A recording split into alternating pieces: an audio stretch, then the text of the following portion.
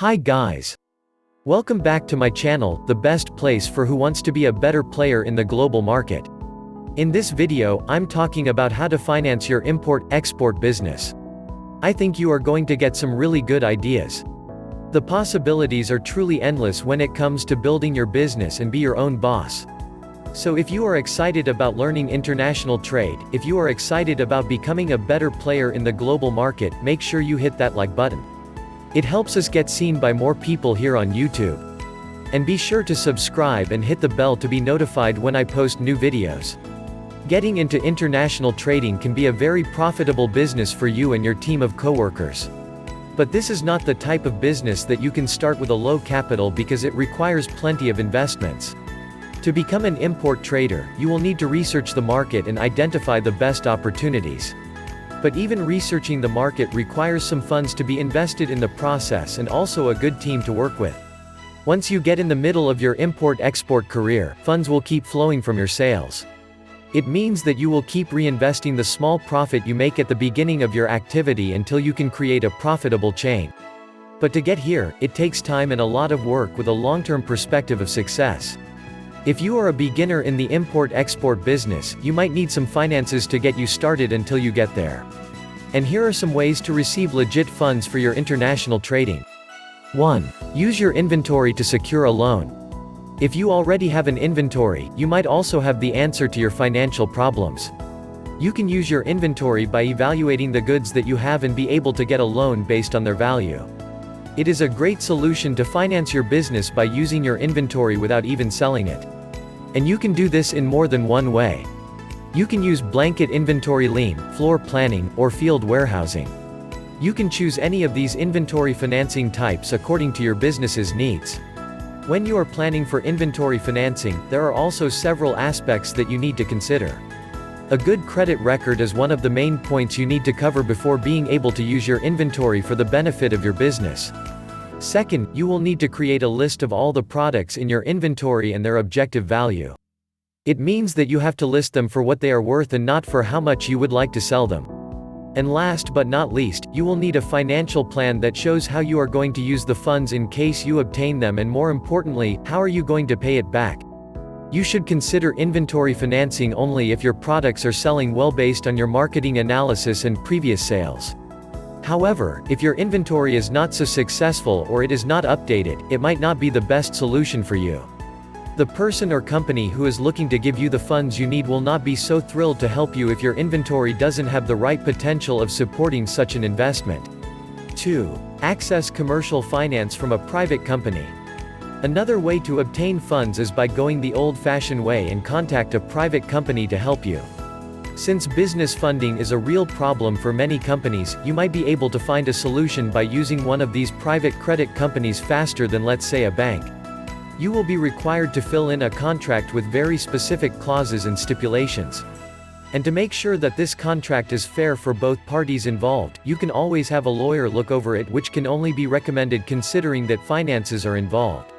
Most likely you will be required to pay back a certain amount of interest based on the value of your loan, and you will be given a time frame to cover the debt. All these details will be discussed between you and the finances provider during your negotiation phase. Before you access such a loan, you have to do an objective analysis of your business and its perspectives to see if you afford to pay back in due time. Analyze your import opportunities and evaluate them, in the long run, to make sure that you have everything under control. Once you are sure that you can manage such debt and your business is not at risk, you can consider such a loan as a viable possibility. However, if you have the smallest doubt about your future possibilities to pay back the loan, you seriously have to reconsider this option. 3. Make a deal with your manufacturer. When you are getting into import-export goods type of business, you will be dealing with a lot of manufacturers. First, you will be interested in finding the best manufacturer at the best price and with the highest quality products to fill your inventory and get your business going. If you have funds to pay for the goods you are buying from the manufacturer, your financial issue is solved. But if you don't have the funds, you might be able to negotiate a deal with the manufacturer that works for both your benefits. Some manufacturers will allow you to pay less for the goods if you are ordering a large quantity of them, which will save you a lot of investments and financial trouble. Other manufacturers will even give you the goods without any payment upfront but with a contract in place between the two of you. It is one of the best deals you can establish with them, but it comes with a variety of risks as well. The contract will state a date of payment that will come from you selling the goods that you obtain from the manufacturer. And this date should be respected unless you want additional legal problems. Once you start export products, you can keep in touch with your manufacturer and let them know how the process is going. If you build a relationship based on trust and good communication, chances are you will be successful in this type of collaboration. It is one of the best and easiest solutions for small business funding, especially when you are at the beginning of your import-export activity. Manufacturers don't like to take unnecessary risks though, which is why it is important to build your case in an advantageous way for them as well. Give them warranties and explain to them that they don't risk losing their goods because you will provide them with the payment as soon as possible. Once the manufacturer trusts your ability to honor the contract between you two, they will be open to help you when you need it. Plus, after the first agreement is made, the next ones will be much smoother and less stressful for both you and the producer. 4. Get a loan from a bank. When it comes to traditional funding solutions, banks are the most common partners for companies worldwide. However, it seems harder to access business finance from a certain bank due to the number of regulations that they have. Also, the bank will check into your possibility to pay back the loan and the financial potential of your import-export business. After serious analysis, you might or might not obtain the funds that you ask for. Sometimes, the bank might give you a different amount than what you ask for or none at all. If you do get the loan, it will come with an interest and a schedule of payments that you need to respect to avoid further consequences. When you do business with a bank, you have to expect very little possibility to negotiate the terms of such a contract. Banks have strict norms that they need to consider, and it is not much you can do about that. Unless you feel very secure about the future of your business, you shouldn't consider going to a bank to access new funds because the consequences can be dramatic if you can't honor the initial agreement.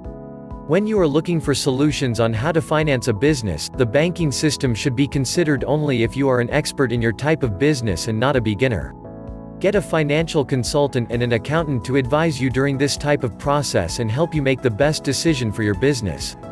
It can make a big difference for you, especially if you are not familiar with the financial norms used by different banks in your country. Also, pay attention to how you are securing the potential loan. Usually, the bank will ask you for some warranty just in case you find yourself unable to pay back the loan.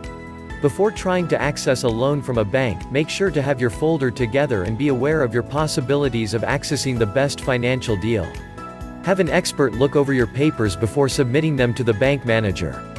They will be able to analyze your chances of success and also let you know the risks that you are exposing to during such a process. It is important to realize that once the contract is signed, there is no turning back and its clauses need to be respected by both you and the bank institution. 5. Access government financing programs.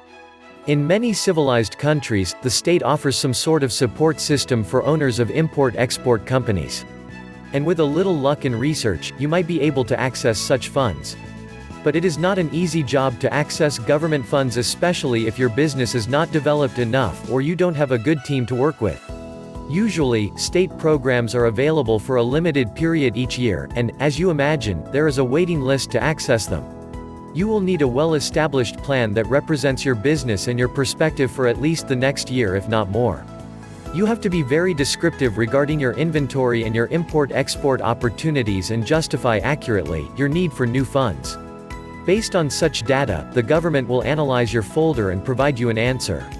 There are bigger chances to access state finances if your company develops an activity that benefits the state, the country, or the economy of the country of residence.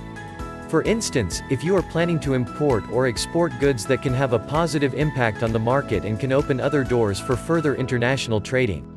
To get to this level, you will have to identify certain opportunities that you want to pursue and make sure to have a marketing plan in place as well as an economic one. There is no need to try to access government funds if you are a beginner in the matter of international commerce and your business is just being implemented. But if you are in this field for a while and if you are aware of the opportunities that you can reach, it is worth a try. Chances to benefit from government funds are small but not impossible. And don't get discouraged if you are not successful on your first try. The more you perfect your strategy, the more your chances will increase from year to year, and you will find new ways to develop your company. Ways to save funds during your import-export process. Even if you are not in the situation to need complete financing support, there are ways to prevent such a situation. You can save your funds as your business is developed and avoid being in such a strict financial need. The first thing to consider when you want to do a smart internal economy inside your business is the reinvestment strategy.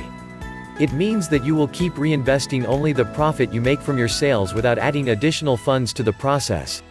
Restock your inventory only within the limits of your previous sales and don't make any significant debts. This strategy might be challenging if you have a team of coworkers to pay and different facilities and utilities to take care of, such as rent, electricity bill, etc., but it can be done at least for the beginning phase of your business, and it is worth it on the long run. Small businesses find it easier to apply this strategy to their expenses as not significant ones monthly. Another way to save money is by ordering large amounts of goods that you can resell. Most producers will give you a great price if you order hundreds or thousands of items at once, which will translate into a bigger profit for your business. Your best chances of success in this strategy are by ordering goods from countries like China or India because their prices are already much lower than the European market or the one in the United States. Also, if you are trading with Africa, your profit can be a significant one because exporters can sell tons of goods at once.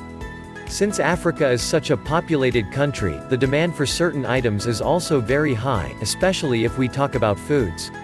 Importers and exporters can develop entire careers based on the African market, especially in countries like Nigeria and South Africa. Moreover, Africa imports and exports goods all over the world, supplying different industries and fields of activity from gems and oil, rice, and other foods. These aspects make your possibilities endless once you enter the import-export business, and your chances of reaching the profit that you want increase tremendously. All you need to do is to identify the right possibilities that each market offers you and do your best to negotiate the best price.